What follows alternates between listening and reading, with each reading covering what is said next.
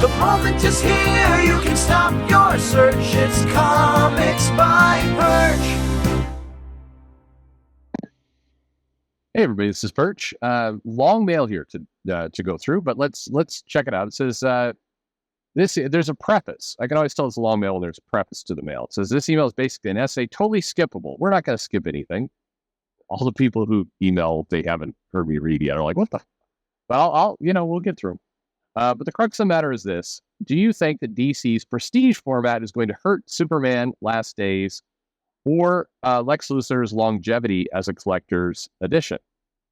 Also, DC seriously needs to quit the night over night, that's night with a K, naming convention.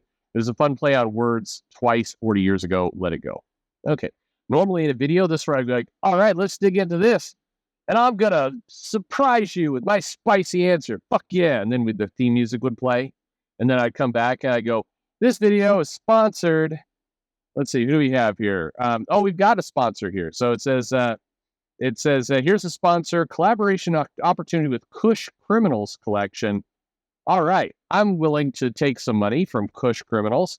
It is the best product. I use it every day. Let's see what this product is for a second. It's a unique blend of comics, cannabis culture, and NFTs. All right, Kush Criminals they're going to give access to quality digital assets and a collaboration with our team of renowned writers, including Sam Humphries and artists, and rewards for my followers who engage with us. All right, what do you think? Are we going all in? Kush Criminals, do you want to know more?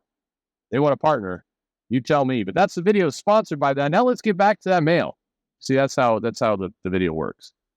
Anyway, dear Perch P. Perchington, within the next 2 weeks, Mark Waid and Brian Hitch's Superman: The Last Days of Lex Luthor #1 is coming out. Generally, there seems to be some excitement for the book.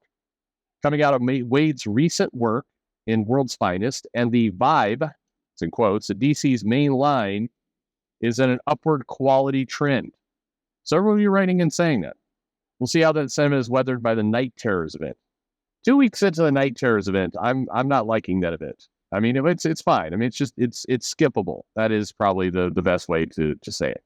Anyway, yet a notable thing about the release is that Waid and Hitch's book is the Black Label line, and will be using the Prestige Plus format for the floppy releases and in subsequent collected printings. For full disclosure, I am excited to read this series and have yet to buy a Black Label Prestige format book before. All right, interesting cross-section, okay? Like the concept, have never dipped into the label. All right. I think that's several of you, by the way. I've heard this before. I feel like this may be an unforced error on the part of DC to use the Prestige Plus format for this release. While comics from the big two definitely have a formatting problem for their collected editions between trade paperback hardcovers and deluxe special anniversary noir, collector editions, and omnibuses, Jesus Christ, it's a mouthful, having another line of comics being in a completely different page size doesn't help anybody. I would think that DC, Waid, and Hitch are setting up this story to be reprinted in a collected for years to come. You would hope so. And if his recent work and past work is anything to go by, it probably will be. But shackling this story and its art to a different format from everything else seems to undercut the profit potential for this book. On a shelf with every other format, the spine is going to stick out too far. And when comic fans talk about it in the future, they're absolutely going to mention how it's formatted differently from anything else on the shelves. It's a move that I think would discount the longevity, if not from a business perspective, then to the comics market. Now, maybe this prestige format has some advantages I don't see. Comic fans seem to like hardcover collections because they blow up the art to larger size, and maybe the prestige also offers similar experience. But then, wouldn't it have made more sense to print it in the same dimensional ratio as a regular floppy, but larger, and then scale it down in the smaller collective formats to the trade paperback market? You're doing way too much logic here in this mail. Before we continue, it is a problem. I can answer this from a numerical business history perspective. The Black Label books have shown some suffering in the market, including for things like Snyder and Capullo's, Batman Last Days, that there was a hit in the sales performance. There absolutely was a hit. And so, the value to it, part of why they're doing this is because they believe it will stand out differently on the shelf and it will land differently and it will feel different to comic readers. They're definitely playing to comic readers who are overdosed with, all kinds of, collector editions and variant covers and everything else. So in their minds, this is kind of playing into that model, and it's going to stick out differently on the shelf, and so that will give it an edge. That's the thinking. The sales numbers suggest that the Black Label prestige format, bigger edition format, does not work, or at least doesn't sell as well. And I think as you go further down the line, we don't have as much numbers here because the Black Label prestige format is still relatively new in terms of what it can do, in terms of the history of the numbers and how the trades react over time. But it, at least early indications, if you just use Amazon's bestseller list, seem to indicate that there is a deficit that you get by printing in this format for trade sales, just to be stacking up to other things. Again, we don't have a huge sample size. Check that. But remember all the noise around Wonder Woman Historia and how amazing that was going to be and how it was like the best comic ever printed, and there was like a lot of like really overblown comments about how this was the best thing in the world. It didn't do well in terms of sales. When I say didn't do well, I'm not saying it bombed. Please, don't get me wrong. It's not like, it's all relative. Did the book sell like 1,000 copies? Yes, it sold much more than 1,000 copies. It's not doing Savage Dragon numbers. It sold. But in terms of the hype and the press, it didn't. With the kind of hype it got of this is the best comic that's been produced in the last 10 years, which were some of the reviews going on, it definitely didn't sell in that realm. Again, that's a critical comment, not a sales comment, but, it didn't. So, was the Black Label format a part of that? Yeah, I think it was. Again, if you just stack it up into the sales numbers of other books, mathematically, there's a trend there where there's an issue. Is it because Kelly Sue can't write for shit? Maybe it's that too. I don't know. Sorry, I'm kidding. I'm kidding. I got some Kelly Sue comic fans on this channel. I mean, not many, but again, that's probably all proportional to the sales of the comic and anything else. That's a burn, but a very dry one. All right. The only thing, back to the mail. The only thing I can think to draw an analogy from is in movies. Also coming soon is Nolan's Oppenheimer, a film I am excited for. Nolan is a staunch supporter of IMAX, which is a reasonable opinion. In fact, many of his films are made with IMAX specifically in mind, both in the filmmaking and the business end of things. However, when Nolan comes out in any other format, there is this weird cropping cinematography artifact that any number of YouTube video essays can explain better than I. This is true. This would be acceptable only if IMAX theaters were more accessible and the standard, but they aren't.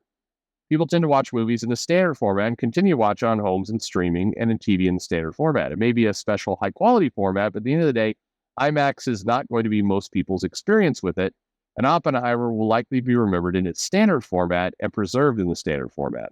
So what's the point? Sure, Nolan will claim that IMAX experience is the best and the only way to watch the film, but it means jack to convenience of the regular format. That is true. Back to comics, that isn't to say that different format sizes shouldn't be experimented with. As you have stated before, you believe comic formatting needs to change in order to be more marketable and sellable in the big box stores.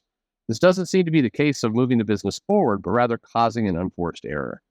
And by the way, I do think that comics needs to explore different formats to, fit better in big box stores, but going bigger and even more awkward to the shelf is what the Black Label prestige format does. It's even harder. So they are doing they're experimenting with a different format, but they're making the product itself even more difficult to carry, which is the wrong direction to go. Then I got a PS. Before, it was kind of a clever, fun play on words when they replaced the word knight with knight K for Batman stories or news stories that just featured him, like for the first 2 times 30 years ago. Now it just makes DC look like DC editors can't spell. Like, Jesus Christ. Put 25% more effort into these event story names, especially when you're going to do some kind of generic horror event that nobody is going to remember, and it isn't even Halloween. Thank you for that. All right, that was a long mail. It was a good discussion. Look, again, it's hard. one of the things that I try not to do in this channel, and I hope you all appreciate it, is that I want comics to experiment. I want the publishers to try different things because, damn it, just doing the same thing over and over and over again, it's there's clearly detrimental sales as a result of it. So it's good for comics to experiment, try other things. So it feels hypocritical for me to say comics should experiment and then turn around and when they do experiment with something and they do another size, I'm like, why the fuck are they doing that for? The dumbasses, don't do that. So, I'm trying not to be a complete hypocrite here.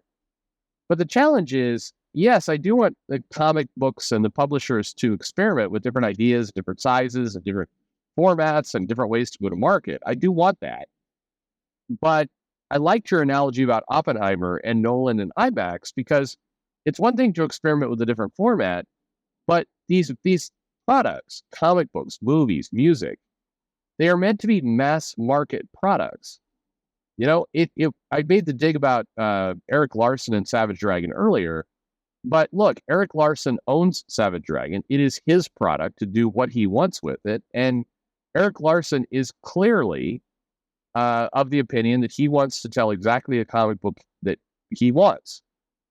It's about him. It's his project. It's his character. It's his passion. So he can do what he wants. Now, the consequence of that is the comic book is going to sell like 3,000 copies a month as opposed to 30,000 or 60,000.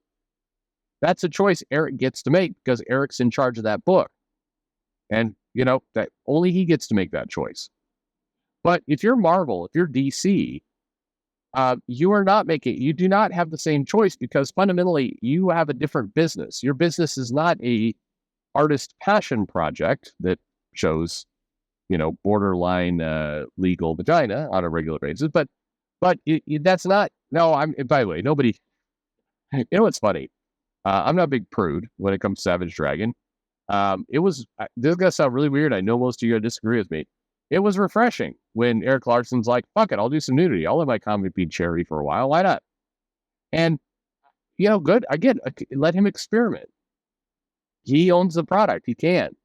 But if it's Spider-Man or it's Batman, that is a fundamentally different thing. That product is meant to sell and sell in as many places as possible. That is their business model. They are not in the business of doing boutique, tiny runs of things. And if you're a market leader in a mass market business, doing boutique, tiny runs of things tends to screw your overall line because you start to get known for being niche. So, I think it is an unforced error.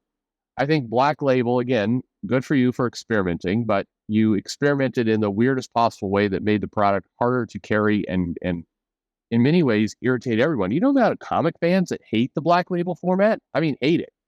And they hate it because these collectors, the people who are doing this, they have, they've invested into long boxes and short boxes, and in some cases, special branded long boxes, ones that are specifically painted or, I've known many collectors who create wood shelves in their home that fit the comic book size, and you come out with this thing that doesn't fit, and it's annoying. And it sticks out on the shelf, and it sucks. Comic collectors do not like it. The mass market big box stores do not like it because it doesn't fit on their shelf. So who is this for? It's a weird choice, and I think it absolutely does limit sales. So the question goes out to all of you. Do you like the Black Label format? What do you think? Do you think, what do you think? Let me know in the comments below. Do you buy it? Does it annoy you? Does it frustrate you? Do you not care? And how much do you think that format itself is actually hurting the sales of the product? Curious to get your opinion. So let me know in the comments below. Like and subscribe, of course, as always, and thanks for listening.